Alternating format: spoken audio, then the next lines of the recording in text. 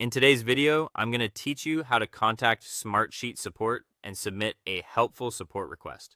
If you're running into a problem in Smartsheet and need assistance, the best approach is to start with the official help center.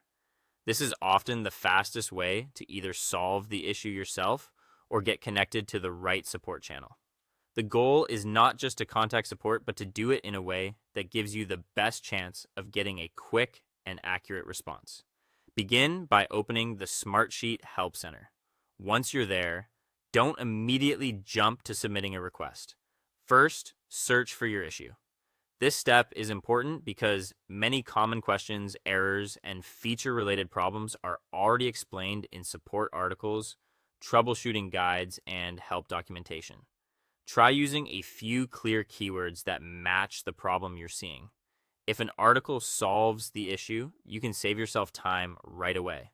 If you still need help after searching, the next step is to log in to your Smartsheet account, especially if support access is required.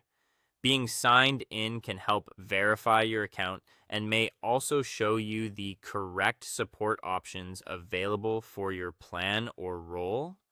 Make sure you're using the right account before moving forward, since support teams often need account context to investigate properly. After logging in, open the Contact Support option. This is where you'll start creating your support request. You'll usually be asked to choose an issue category, so pick the one that most closely matches your problem. Selecting the right category helps route your request to the appropriate team and can reduce delays. When you reach the description field, explain the problem as clearly as possible. Include what you were trying to do, what happened instead, and whether the issue is repeatable. If there was an error message, mention the exact wording if you can.